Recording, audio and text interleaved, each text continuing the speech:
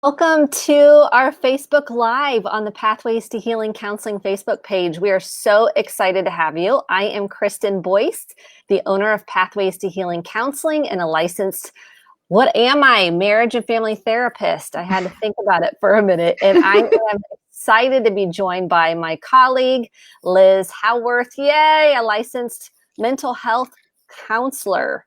Welcome, Liz. Hi, thank you. Hi, welcome everybody to the live. Feel free to make any comments or questions down in the link below. We will try to look at those as we go through tonight. We're going to be unpacking vulnerability for athletes. And you're all like, what does that even mean? Well, what we're going to do is kind of define that for you. We're going to unpack Liz's experience as an athlete and how she kind of really chose process over perfection. So you'll want to make sure you watch the whole thing. If you want to share this with a friend, it will be available on the replay when we're done. So you can always share that away on the Facebook page, Pathways to Healing Counseling Facebook page. And so I want to go a little deeper dive into the introduction with Liz first, because you are like this all-star athlete. So I think it's important we share with the audience a little bit more about your history and your experience. It's really impressive. You were a 3-sport athlete in high school, all state in volleyball and basketball. You played basketball in college at Indiana Wesleyan and helped lead your team to an undefeated season and national championship your senior year. Like, that is what everybody lives for if you're an athlete, I know. You hold all kinds of records. I mean, the list is long, very long. It makes me think, I think of Michael Jordan when I think of you. I know I'm going big, but let's just keep going. You also have been inducted in 3 halls of fame. Anyone who knows you is familiar with the fact that you don't often talk about your accomplishments. We all know this about you. So I know this is vulnerable, a place for you to step into. And so I thought what we'd do is, first of all, start with what is vulnerability. So I thought I'd kind of define that for everybody to kick off the conversation. So I'm using Brené Brown's definition. It's uncertainty, risk, and emotional exposure. That's how she defines vulnerability. And Brené Brown has studied vulnerability and shame and given several TED Talks, written best-selling books. And so she's kind of my go-to when it comes to vulnerability and understanding it. It's important that we deconstruct that so everybody has the same language we're speaking from. So I'm curious, Liz, as we start off our conversation, what interested you in talking about vulnerability with athletes in particular? Yeah. When you said the definition, I was thinking, yep, that's exactly how I feel right now. So that's why, honestly, because I don't know, there's always been something about me that I have just been really passionate about growth and what's underneath of things. And so I haven't always had language for that, but I've kind of stumbled along and then got into this field. And so kind of integrating both, my experiences within athletics and then what I've experienced also, like, personally inside on just the healing and freedom that can come from doing vulnerability well. I'm very passionate about integrating those two and hopefully starting and being a part of this conversation and helping start that for people. Awesome. Do you think this is the word vulnerability? Do you think most athletes talk about vulnerability? Is this even on the radar? Yeah, I have gotten asked that question like a lot in the past, like, couple of years specifically. And I don't know that we, and I'm just using this broadly because I can't speak for everybody, but I don't know that it's a term that is used or thought of necessarily highly. I don't know that it's negated. I think in theory, it's thought of to be a really good thing. Like, we want to be vulnerable, be open to growth and process. I would say we think we would use maybe more growth mindset would be a term that we would use. Vulnerability kind of holds an ambiguity to it and also a bit of weakness. Like, what does that mean? Like, what are you asking of me? Can I control that? Is there a goal? Is there an outcome? Can I win at this? Am I going to be successful? I think some of those, if we're honest, are underneath of it, and it's hard to pin down what that looks like. Yeah, that makes sense. And that's interesting that growth mindset might be the buzz term or the word used rather than vulnerability. When yeah, Yeah. that's interesting to me. Why did you start playing sports? Like what brought you into being an athlete? Yeah.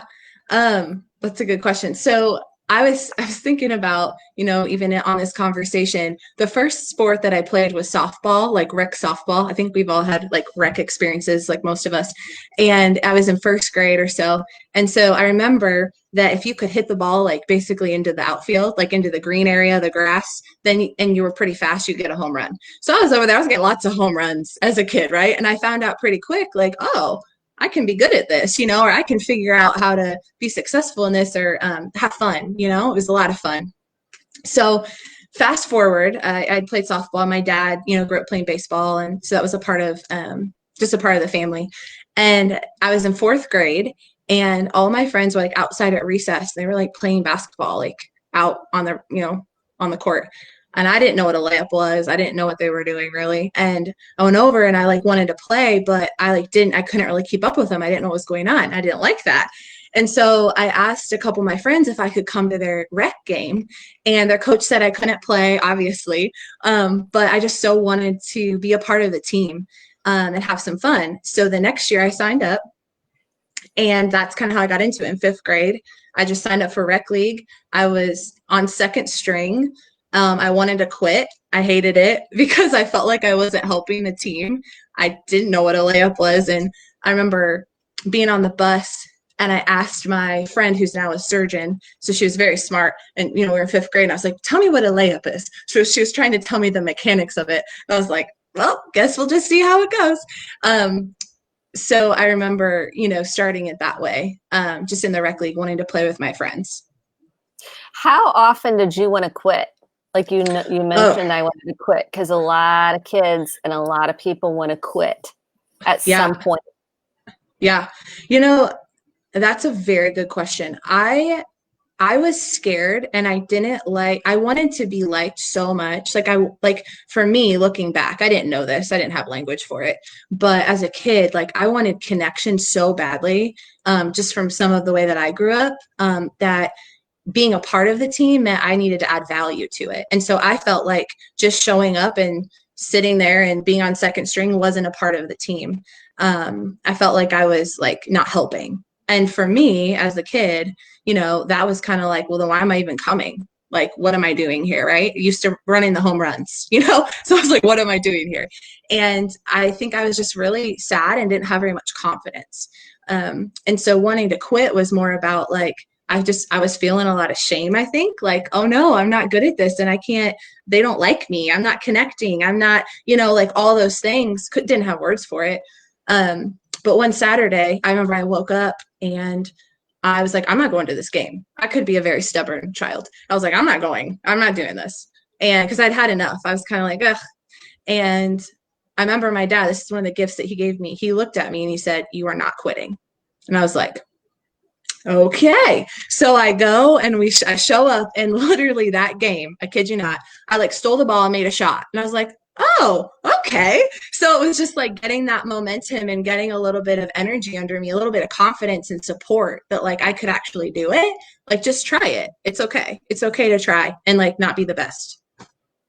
So you had to come, so your dad kind of said, you're not going to quit. And Yeah, then you gained some confidence then that same day, I that same guess. game.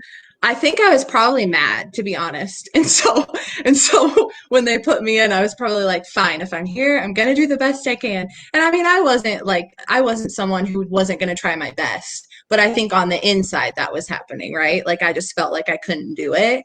And so that little bit of a push, yeah, it gave me some energy, I think. I'm curious because you come from a background of athletes. Can you tell me a little bit more about what that's like coming from a family of athletes? Yeah, yeah. So this will be like high level because I know we can't spend the whole time on this because there's lots there.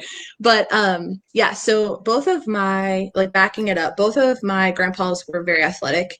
And they both were like served in the war, one was in boxing, lightweight champ. The other was on football team at the Queen of England. Like they were very, doing their thing in those spaces.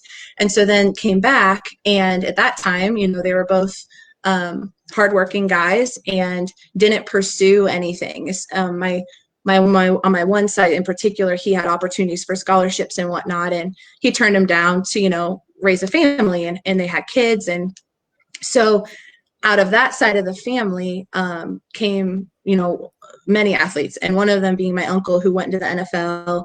Then my oldest cousin, all the way down, I was trying to count, I think there were 7 of us in a row that went and played full ride scholarships to a sport. So like there was just a lot of athleticism was a part of our family, and it was just kind of known. A couple more in the NFL, that kind of thing. So that was just kind of a space where like it's kind of how you had conversation. And then even on my other side of the family, it was like, okay, how are you known? You're known by what you're doing. You're known by like, it's not that they didn't care about other things, but it was just, that was the easy way to connect. And that was, there was almost a sense of pride, right? Like even as I talk about it, I'm like, I'm proud of my family for this, like there's a sense of pride and honor in like working hard and achieving well, Yeah.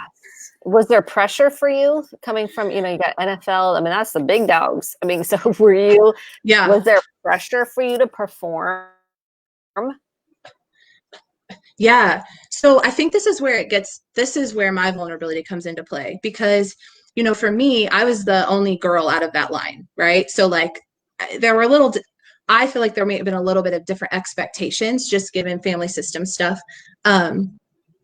But I felt like this was my internal dialogue of this was, all my other cousins, like most of them had gone and played D1, and it was very much like that is the means to success. And I don't want to speak for them because they're all successful people in many ways, but that is what it felt like to me was, you're successful if you do this level, basically. And there was a comparison to that. And we can unpack this more later if we get to it, but basically like my path was not that. Like there were opportunities for that, but it never fit. And so I think even entering this conversation, there's a place of, I have awards, I have honors, right? That could be like, oh yeah, she's a great athlete. And I think that's true regardless of those honors, but there's always a part of me that's like, yeah, but you didn't choose to go D1, or you know what, you didn't go beyond that. Like what are you doing having this conversation? Like, if I'm being honest, there's a bit of that just had come from feeling like if I'm not focusing on that area to the highest level that I possibly could, that maybe I wasn't using my talent enough, that I wasn't doing good enough. And that has absolutely been a pressure that I have felt internally. Yeah. And do you feel like now that that's shame, you can recognize it when it comes up within you? Yeah, I try. Yes. Yeah, I think absolutely.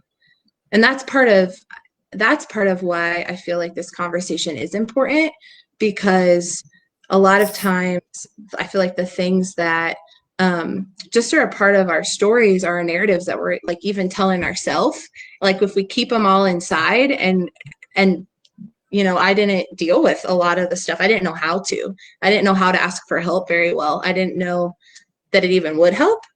And so that's actually how I've been able to name a lot of this stuff.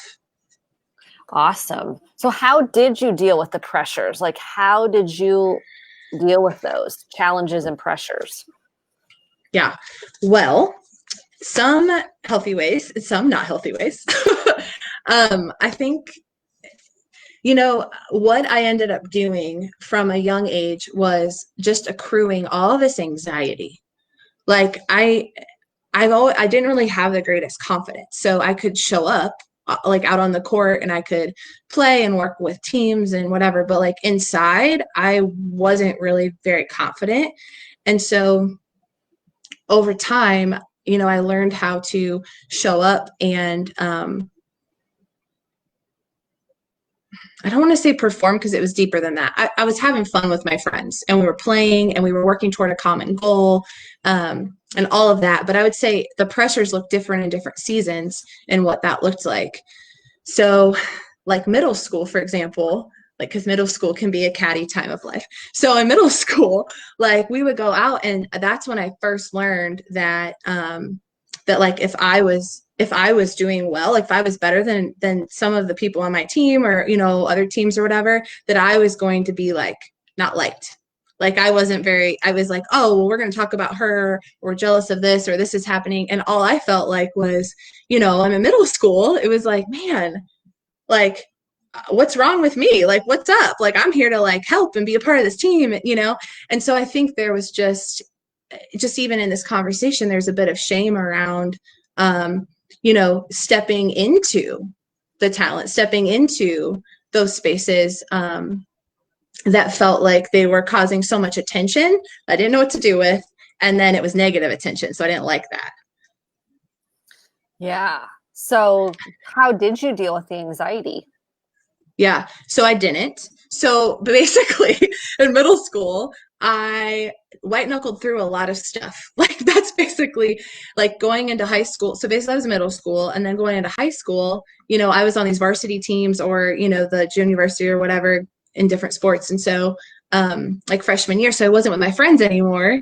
So my anxiety just continued to raise. And I learned how to, like, I would step in, and once I stepped into it, it was like natural. Like, here we are, let's do what we're doing. But it was everything outside of that. So there was a lot of performance anxiety, like beforehand, or just a lot of fear around what it would look like, if I didn't do well, or if if people didn't like me. That was my big thing, like, especially on teams.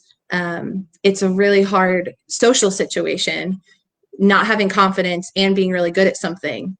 It throws people off because they don't know what to do with it, and I didn't know how to communicate it. So it was really hard to get the help I needed, because people didn't see I needed it, and I didn't know how to ask for it. Because you look like you didn't need it. I think I looked confident. Yeah. And there were just parts of me that, sure, like, I was doing the best I could, and I was confident that, like, I enjoyed playing on the team and that we were going to try to win, but it wasn't like my own personal space. I didn't know what to do with it. Yeah.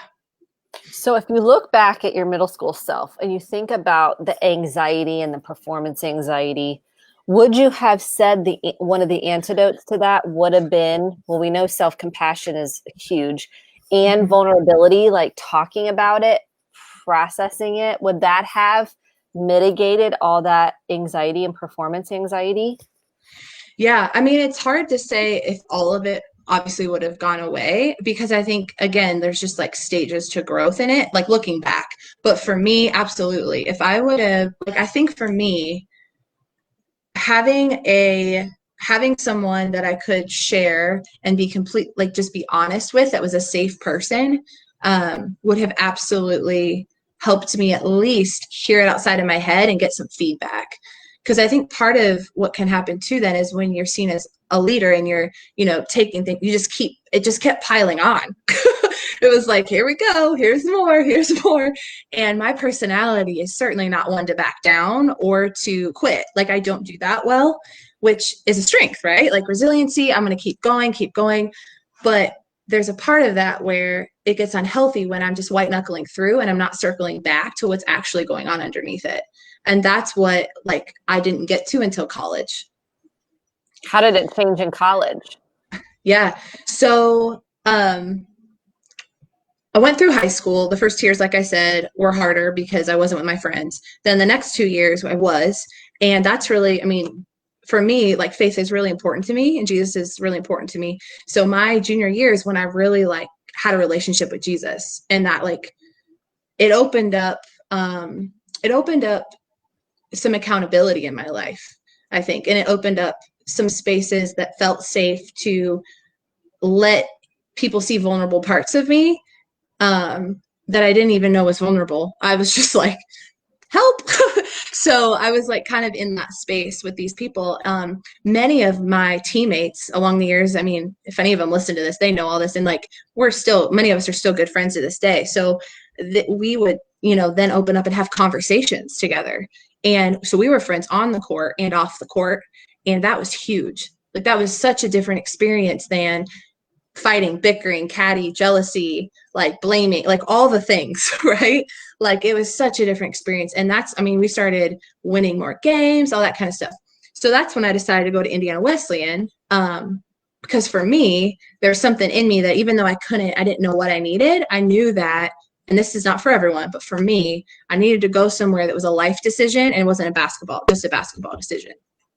And so you talk about challenges, caused some disappointment. I feel like I'm talking a lot, but here we are. So it caused some disappointment in people around me. And again, going back to shame, going back to anxiety, all that kind of stuff. And the way I knew to deal with it was to defend myself. Like I knew very well how to be like, nope, I'm doing this thing. But I didn't know how to heal any of my wounds, any of the wounds going on inside.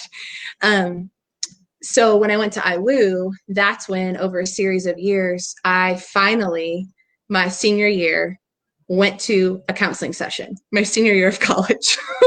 So it took me that long to enter into a confidential, safe, one-on-one situation where I could share, and they weren't going to be able to tell anybody. And I went twice and then I stopped going. So what propelled you to call the counselor? Because this is the big thing. I mean, what was it that you decided, I'm going to go into the counselor? Yeah, I was having panic attacks, and I had since I was 10. And I say this because I hope that people listening can relate to this in some way. Like, I'm not saying this to talk about myself. I don't like that space very often, but I'm saying it to kind of offer an avenue. Like it had been 11 years of panic attacks. I mean, that's a long time. Looking back, knowing what I know now, not good. So it was one of those things where I think I had finally resourced out. Like I was tired, and my friends, I had amazing friends, but it's not their weight. That's not their job, and I just knew inside that if I didn't go talk to somebody, even a little bit, like crack the door open, that I might never. Like I could just lock it up and not talk about it. It felt like that visceral because it had been in my body so long. And so I went in, and she was the kindest person ever. Like seriously, like the most non-judgmental. Like I was like, what is happening? This is not what I thought it would be. And so she was wonderful. And she asked me the question, does anxiety run in your family? Or tell me other family members that could experience anxiety. And I was like, I've never thought of that before. So it was just like opening my mind up to something outside of myself. And from there on, it just rolled. I was like, oh, I'm in this. I didn't go back to her mainly because my schedule was so busy, to be very honest. Like I had 1.5 hour slot every other week.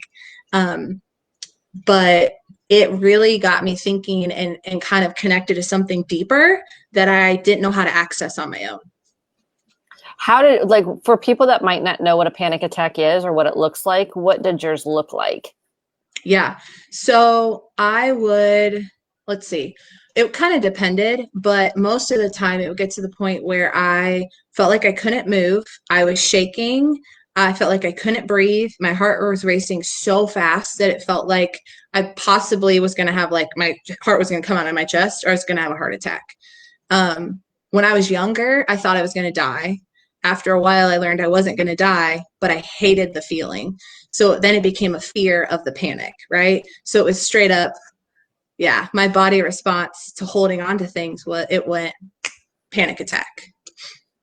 Yeah. And how much do you think, well, we all know as therapists that we love to work with the family system and the system we're in, whether it's family system, it could be a team, that's a system, a school is a system, yep. A league is a system.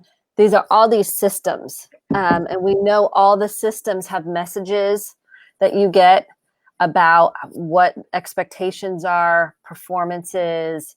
How much of the part of the systems, your family system, the teams, played a part in how you felt about yourself in your panic attacks? Yeah.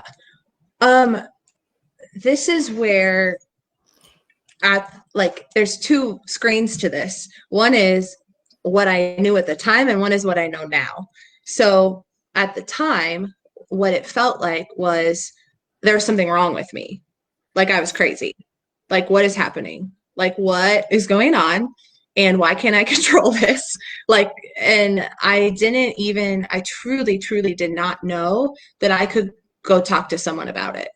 Just part of why I'm talking on here, right? Like, and I think that mental health stuff and that some of this has lost some stigma since then, which is great.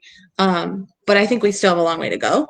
So yeah, just even opening up that space of that's not okay kind of a thing. And what's interesting is people didn't know to tell, like, I don't think anyone really knew what to say or how to say, like, hey, like maybe you need to talk to someone about this, because people were wonderful in my life in that way. But it was just kind of something I tried to manage on my own and like plow through basically.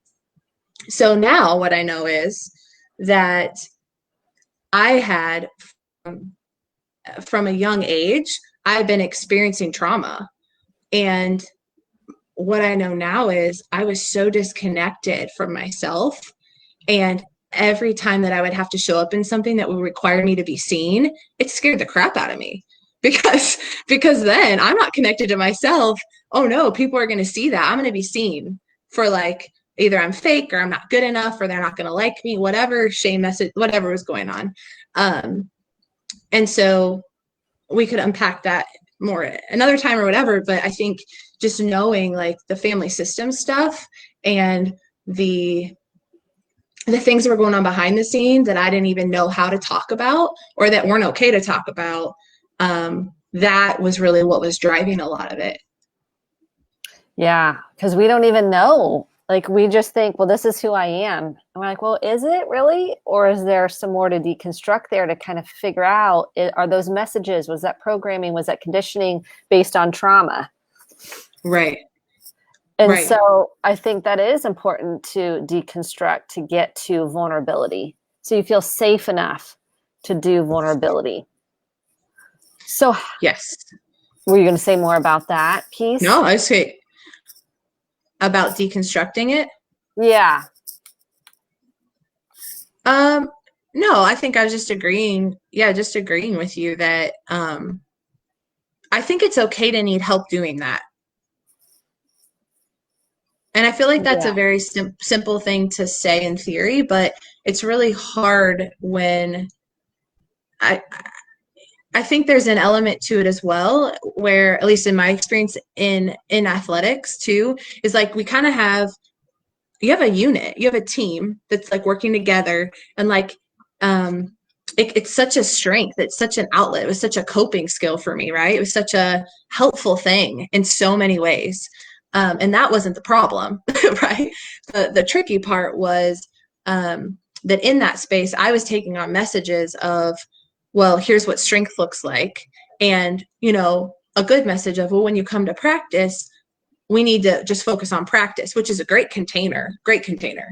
But then I need to come back to what's happening inside myself. And I didn't know, like, I didn't have okay, well, let's come back to this, like, kind of space. I just had let's keep going space, if that makes sense. Yeah. Well, you didn't know to come back to it. Right. You just kept going. That's what people like, pull yourself up by the bootstraps and go, because that's what we're taught.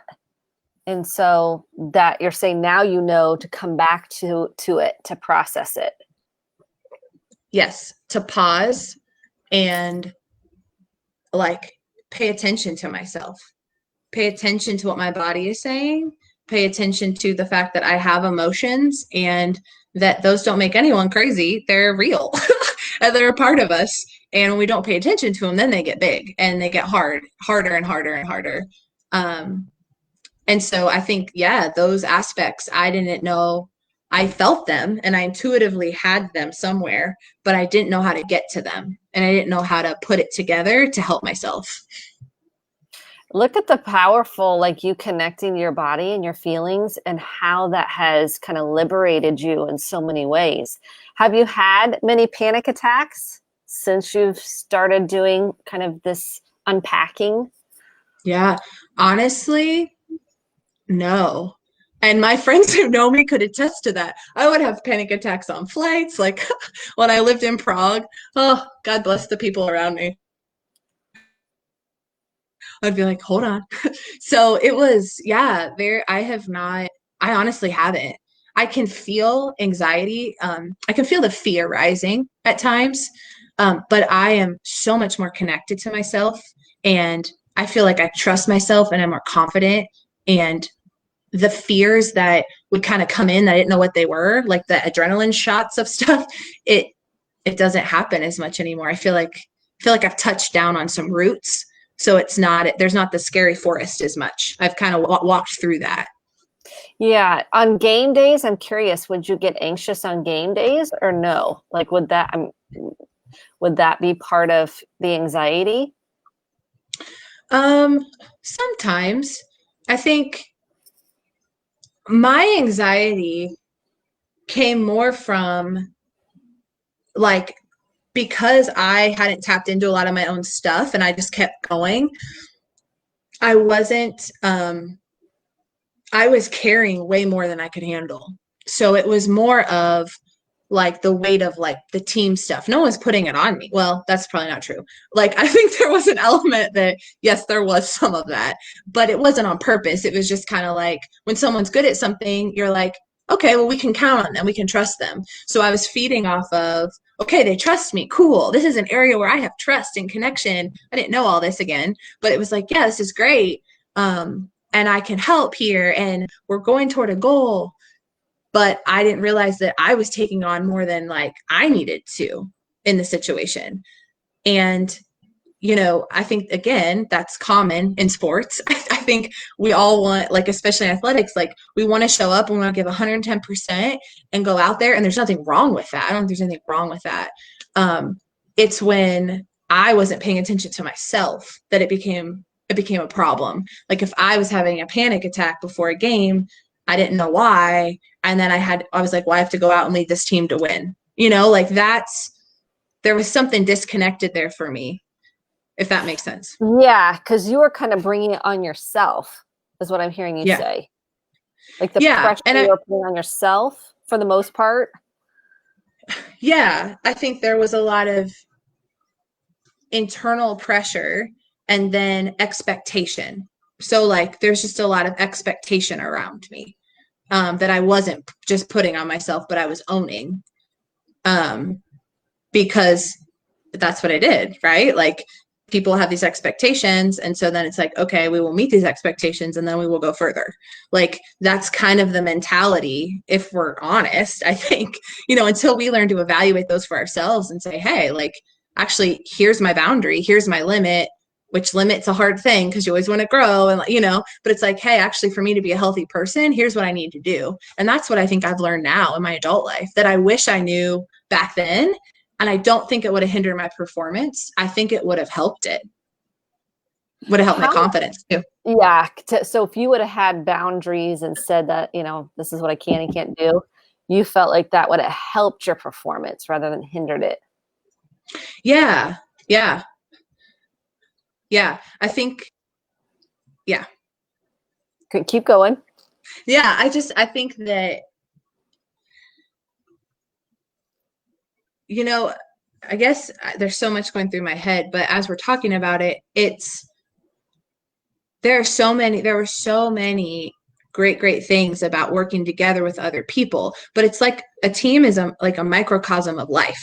So it's like the same things I was doing outside of there that were happening in my family. And I mean, I love them and we've worked through a lot, but it's true. Like there was just some really hard things that were going on. That was just, I was playing out the same role on my team. Right. So I was like, oh, I got this. I'm carrying us. Here we go. Well, that's far too much for anybody. But like we do this. We all do this, not just me. But like, I think that is what it was like, like what I had modeled, what I was doing here. And I was just getting stuck in it. I was succeeding in many ways, but it came at a, and I hate saying this, I still hate saying this, but it came at a cost to my own internal health. And that is a tug that happens in athletics. If we're being honest, a lot. And that's a vulnerable space to enter because it impacts performance, and it impacts at times I think it impacts mindset, because we have to slow down to tap into what's really happening in our body and our emotions. And I'm not saying we stay there forever and like, we're not wallowing in it, but we need to tap into it. And that's something I've learned for myself. I'm not willing to compromise anymore. Wow. You just said something so profound that is so, well, I work with couples and families, and then outside of that, work environments, team. Yeah. I mean, this can expand out. The role we played in our family is the role we end up taking in a lot of other situations like teams. Yeah. And you don't even know it because it's your normal. So you were used to kind of taking it on and just putting everybody on your back. That was kind of, you kind of did this. Yep. Yeah. It's so significant. And that's when I'm curious as to your thoughts on parents obviously want the best for their children. They want their children to have fun. And then they're starting children very young in athletics. I mean, we're in the 2s and 3s, and what meant to start as something fun then becomes something extremely, like it becomes a focal point. Mm-hmm. And in the family system, then the family functions around, this is the goal, this is the expectation. Yeah. What does that do to somebody's, I think, ability to be authentic and vulnerable if there's these expectations, maybe from unmet needs of the parent, maybe not, that they want their kid to be this, very successful athlete, or it doesn't matter, insert whatever it is, but it's really an unmet need for the parent. How does that impact child development?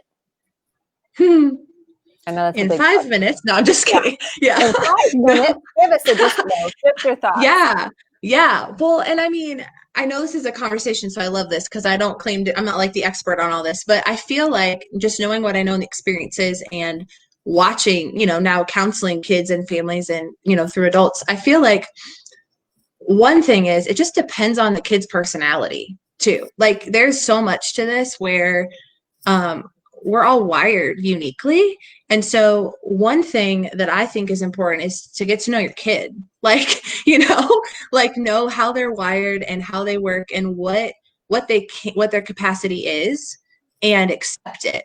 I think some kids can handle and want to, take on more capacity, and they like the challenge. And so there's conversations around that. Some kids maybe could do it, but their personality and their capacity is less, just emotionally or whatever. And so I think some of it is just getting to know your kid, which takes time and, conversation. The other thing I would say from my personal experience, and I've had this, I think I've had this conversation with my dad, which is like a blessing in my adult life. But there is something to, we want good things for the people we love. Like we want great things for them. But I think it becomes a problem when we want great things for them that they don't want. And then we put that on them. Like, well, why aren't you doing this? Or you're capable, then it becomes no go. Like we don't want to do that.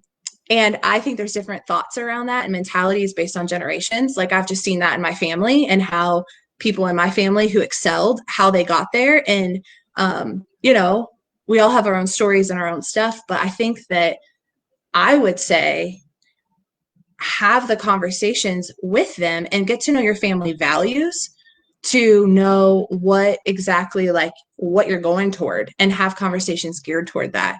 So with child development, I think we've got like many stages. We've got social, we've got psychological. I mean, kids under 25, our brains are not fully developed. So we've got a lot of decisions we're making about our future before we really have a fully developed mind, right? So I think there's an element where, of course, parents need to step in and be able to be a part of conversation. And each stage is something different, right? Like we've got, discipline, training, coaching that kind of happens throughout that. But I think I would encourage parents to remember that inside of these very gifted little children, whatever they're doing, because everyone's unique, that they have thoughts and feelings and a body, and they have stuff going on in there.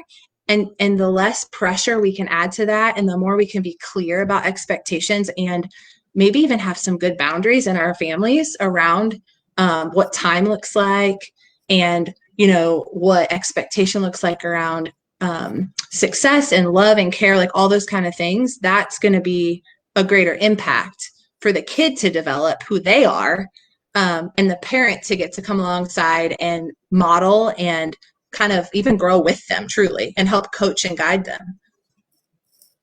Yeah, because there's some cases where the kid is a really good athlete and they are burned out and they don't want to do it anymore. And the parent's like, no, we've spent a lifetime on this sport in you and pouring into you. And now you don't want to do it. No, you have to finish.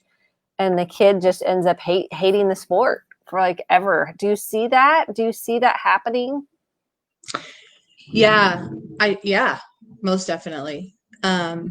And I think it takes a tear. So, I mean, if we talk about it, let's say like there's a high schooler who, let's say they're in gymnastics. I'm making this up, but like, and, their body, I mean, there's a lot of wear and tear on the body, and the family, let's say it's running the family. Well, they've always gone to this gym and this is what we do. And I know the coach. I mean, there's so much to this, right? So much wrapped up in the identity, which we didn't even get into a lot of that stuff.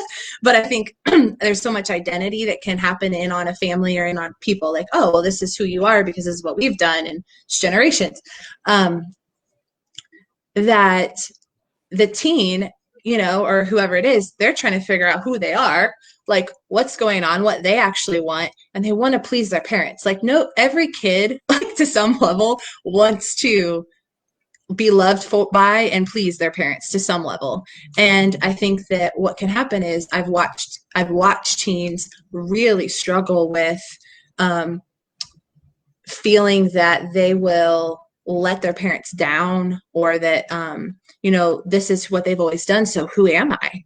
Like, what do I do with my time? Like, who do I talk to? Who will my friends be? Like, those kind of things definitely come up in conversation. And so identity outside of a sport is like a whole different conversation we could have, I feel like, in transitions, and that it's okay to have changes, and that stepping out of a sport might mean they have talents other places that they could pursue. And just kind of being open to more options and to some flexibility there. Those are my thoughts right now. Yeah. I mean, it's a big, this can just go so many places, because I'm also thinking about the parents that try to cheer their kid on. And then there's some that get so intense. They get really intense. Like if there's a bad call from the rep, or the kid makes a mistake, and they get super, like the word I keep going back to is intense. How does that impact you as a player? Yeah. If a parent, grandparent, somebody's on the sidelines getting really intense. Yeah. Well, first, I would just love to say in a very kind way that is like that parent's own stuff. Like that does not have to do with that kid or teen or college student or adult even. I mean, that's right. Like if I react, that's my own thing. So, I definitely, get that. I think there is, for a kid or a teen, I mean, one, it can be embarrassing. Like that's my first thing is, I mean, I've had stuff like that happen. It can be embarrassing. It can be hard. And it adds pressure. Like if you're in athletics or you're in any sort of organized team competitive thing, period, I don't care what it is, you have pressure. Like there just is an element of it, right? And so anything else that comes in, it's like a negative or an unmet expectation, or, oh, you're not meeting my needs, right? Like you think, oh, well, I'm not pleasing my parents, or, who knows what'll happen after the game. I mean, there's all kinds of stuff that happens in those situations, but specifically just the outward, just that outward piece. I mean, it's going to happen. I would probably yell at a game, to be honest. I'd probably like, what's going on, at a ref or something, who knows? It's just a part of it. And I think catching that and just noting, okay, hold on a second. Like, is this about me or my kid? Or like, what's going on, and offering ways, like thinking of avenues and ways to have productive conversation. Like constructive criticism is really good. But when it turns into criticism, if we border into verbal abuse, if we're moving on the spectrum toward unhealth, then it's only going to be worse for your child. I mean, that's natural, right? Yeah, it's super important that parents, grandparents, we're all checking our own stuff. We're aware of our reactivity, our intensity, our body sensations, our emotions. So I think that's huge. I I can't believe we're on time. Like this is the end of the road. Can you believe this? It No, was so fast. it did. So if you could come up with a couple of parting words on vulnerability, unpacking vulnerability, what are some of the pieces that you would like to share or emphasize? Yeah. What comes to mind is one, like we're all in process.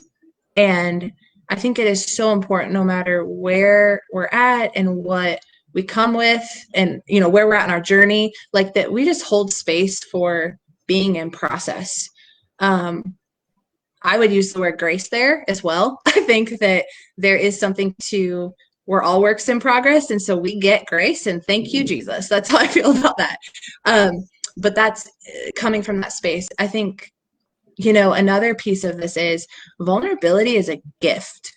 Like a friend reminded me of this the other day. And I think that is just important. Like it is a gift. It is a gift we give to ourselves to like show up and connect and like really get real inside. Like I have found, and I am still in process, but I have found that this gift, it brings this authenticity, it brings a freedom that like you can't get by like winning 38-0 games. You know what I'm saying? Like that's great, but like there's a freedom to it. So I'd say it's a gift to ourselves and then it's a gift to other people. Like when we're able to show up in a healthy way with others, like whew, like powerful things happen, like in systems and families, on teams, like a lot of healing can happen. So I would just say those two things. One, we're all in process, and two, like vulnerability is a gift. And it's not something that needs to be feared. We can experience our fear, but seeing it as a true gift, like for ourselves and for other people. That is the truth. If it isn't the truth, I'm just like, and mic drop, because this is the key to, we don't learn this a lot of times as kids, and we can learn it at any point. We can learn it at any point, and it's never too late to do the work. And you love working with teens and young adults, and really any age, but you're really, I mean, there's like a pull for you to work with that age where you're figuring out, who am I? You mentioned identity. Who am I off the court?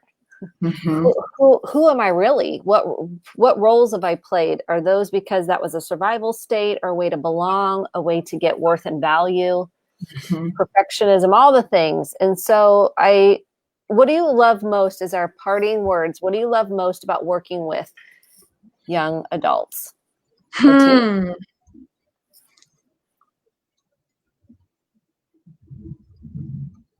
There's the thunder. Man, Yes. I know the thunder. I don't, that's such a good question. And I'm like, blanking on it. I love that stage of life. Like that's simply put, I love that stage of life because there's just an openness to explore and get curious. And I think I love stepping into spaces where people want to get curious because that means we're going to grow. And I think that's a really special, vulnerable gift to get to walk with people in that space. I think I see that gift and I honor it. And I'm like, I'm with you. Let's go, and walk with them where they're at. Well, I'm so glad we got to walk through this tonight together. Well, thank you for being vulnerable, sharing your story, and helping open the door, maybe close the chapter on things that don't serve it, people, and open the door to more possibilities today with vulnerability. So thank you so much, Liz. I loved our time together. Yeah, this will be on the replay if you want to watch it again or share it with a friend. So thanks everybody for tuning in. We're so grateful. And if you need anything, let us know. You can go to the Pathways to Healing website, and we're here to help. So have a good night, everybody. Bye.